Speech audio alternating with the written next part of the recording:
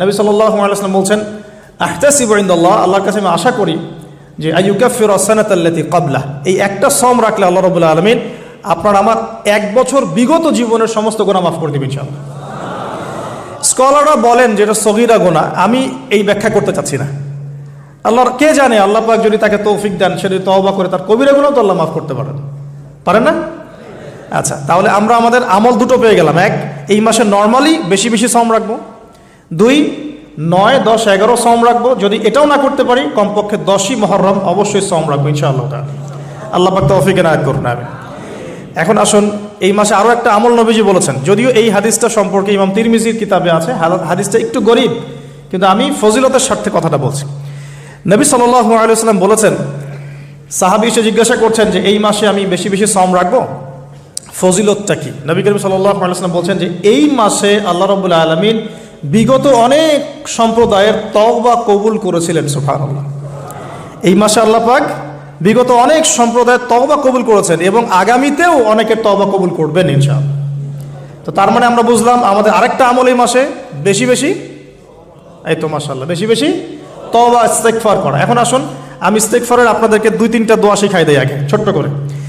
1 number, যারা একটু পড়াশোনা করেন মাশাআল্লাহ, তারা এইটা পড়বেন, সাইয়্যিদুল ইস্তেগফার। সাইয়্যিদুল ইস্তেগফার আমার সাথে বলবেন, আল্লাহুম্মা আনতা রাব্বি লা ইলাহা ইল্লা আনতা খালাকতানি আনা আবদুক ওয়া আনা আলা আহদিক ওয়া ওয়া'দিকা মাসতাতা'ত আউযু বিকা মিন শাররি মা সানা'ত আবুউ লাক বিনি'মাতিকা আলাই ওয়া আবুউ বিযামবি ফাগফিরলি ফাইন্নাহু লা ইয়াগফিরু যুনুবা ইল্লা আনতা।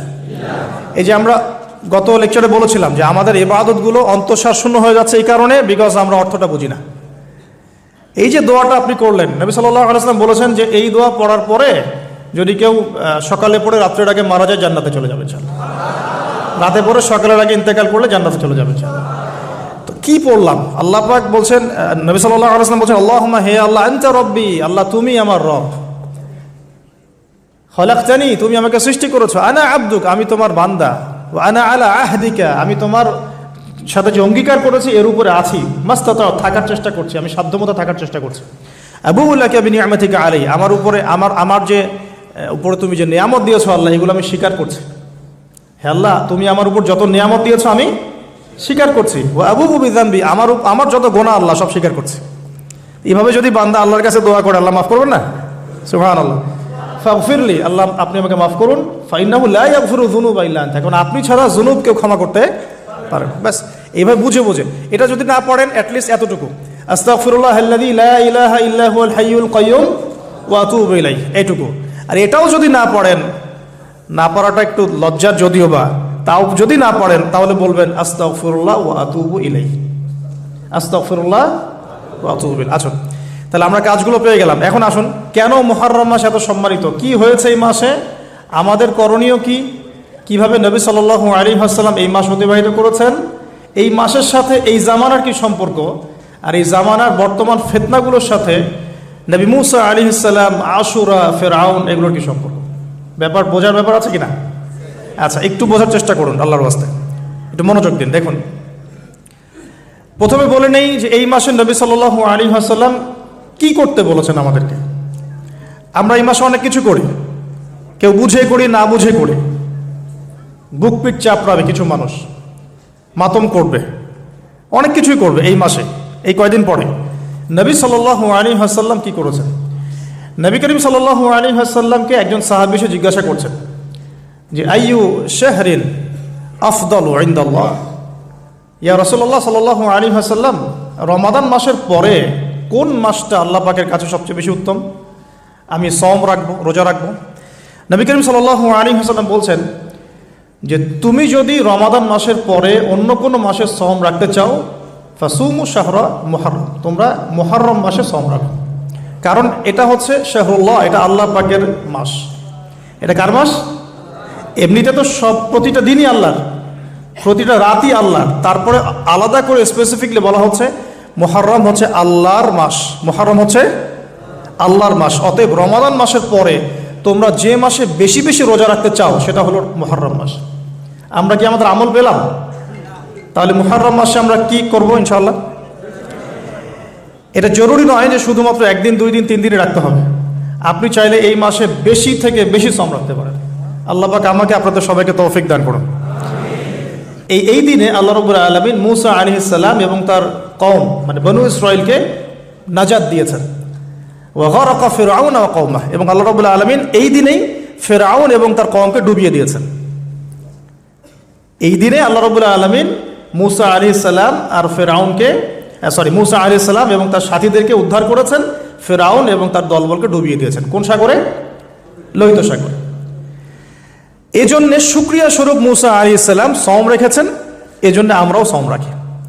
তখন নবী সাল্লাল্লাহু আলাইহি ওয়াসাল্লাম বললেন যে নাহনু আহাক ওয়া আউলা বিমূসা মিনকুম, আমরা মানে উম্মতে মুহাম্মাদি, আমরা তোমাদের চাইতে মূসা আলাইহিস সালামের অনেক বেশি হকদার বেশি। এজন্য আমরা এই 10ই মুহররম সওম রাখি আশুরার দিন।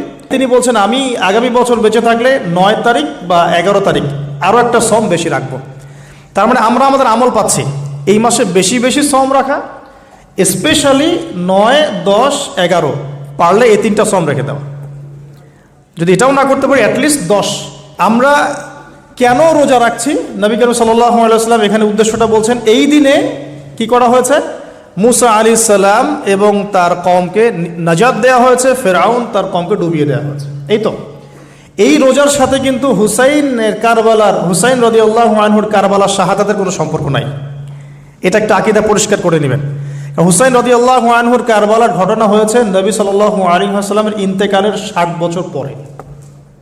শরীয়ত ক্লোজ হয়ে গেছে না নবী সাল্লাল্লাহু আলাইহি ওয়াসাল্লাম ইন্তেকালের সাথে সাথে, নাকি আরও শরীয়ত আসবে? তো শরীয়তের কোনো নতুন বিধান কি এরপরেও চালু করা যাবে? এই দিনে অনেক ঘটনা ঘটেছে। এই ঘটনাগুলো সম্পর্কে কিছু দুর্বল বর্ণনা আছে বিধায় আমি বলছি না পাবলিকলি। বলা হচ্ছে এই দিনে নূহ আলাইহিস সালামের কিস্তি, ওই যে কিস্তি প্লাবনে ভেসে ভেসে এই দিনে জুদি পাহাড়ে এসে নোঙর পড়েছে। এরকম অনেক ঘটনা। এই দিনে মূসা আলাইহিস সালামকে নাজাত দেওয়া হয়েছে, এই দিনে ফিরআউনকে ডুবিয়ে দেওয়া হয়েছে, এরকম অনেক ঘটনা আছে। কিন্তু এই দিনে রোজা রাখার উদ্দেশ্য হচ্ছে এই নাজাতে মূসা।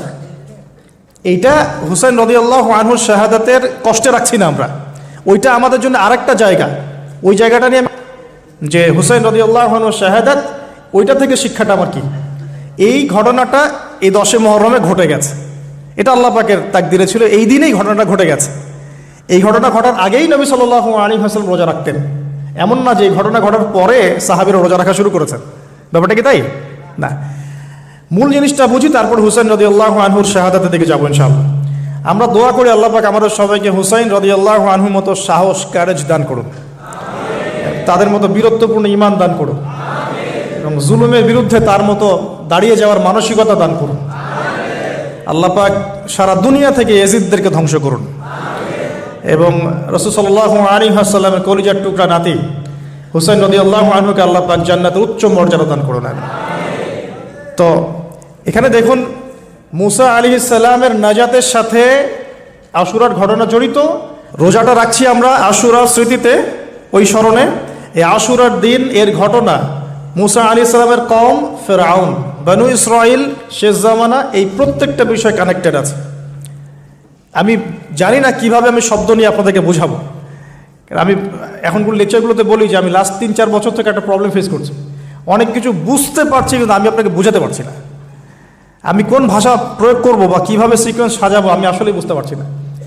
বিশ্বাস করেন, এগুলো শুধু বাইরের কথা বললাম, ভিতরে এমন অনেক কথা আছে যার 30 থেকে 40% আমি বলতে পারছি, বাকি 60% কথা আমি বলতে পারছি না।